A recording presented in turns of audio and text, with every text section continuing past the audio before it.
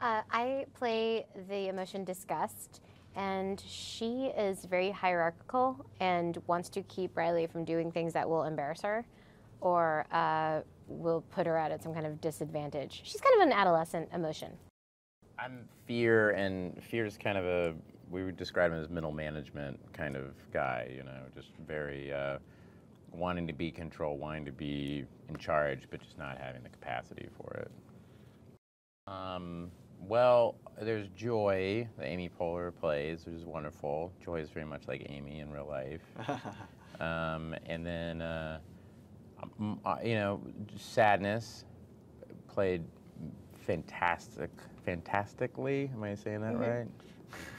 By Phyllis Smith, and she's wonderful. And then I spend most of my time with Disgust and Anger, played by Lewis Black, who's unreal. And he punches me in the face a lot. And I just met Lewis, so that's how weird these projects are, where you sit, you work on them, and you're paired together or whatever, and then you just met.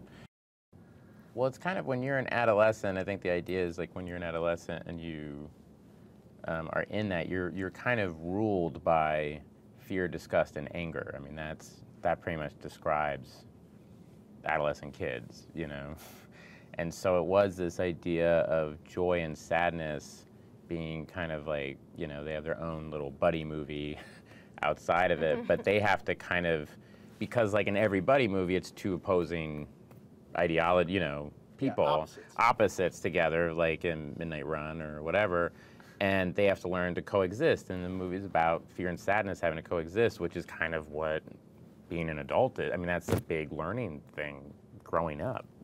Absolutely. And so that's kind of why these guys are geniuses, because they figured that out. They had to really create a world, and I think that Up was so brilliant and was not anything anyone's seen. It wasn't based on any trope. It was completely original, and there's so little that is completely original.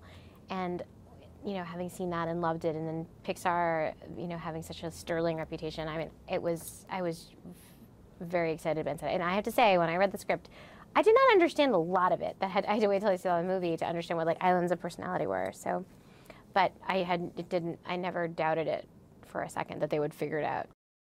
No, those guys are they're kind of just geniuses at just honing in on what's. It's like a balance act and Pete is incredibly ambitious with his ideas, and he's like a real artist, it's like a very emotional thing for him that he gets wrapped up. It's just like a big expression for him, but instead of it being like a Jackson Pollock painting or something, it's inside out. It's kind of one of these films like Up or whatever. He gets excited about an image or a feeling he has or whatever. And he just he works hard at expressing it, and he isn't someone that overanalyzes things, or you kind of go, well, the rules of screenwriting is this or whatever. It's just how he feels and goes, that feels right. I don't know if that feels, he says that feels is always something I hear Pete say. That feels a little this way. That feels a little that way. Oh, that feels good. Ooh, that Right. And that goes with your performance or a color or a piece of whatever.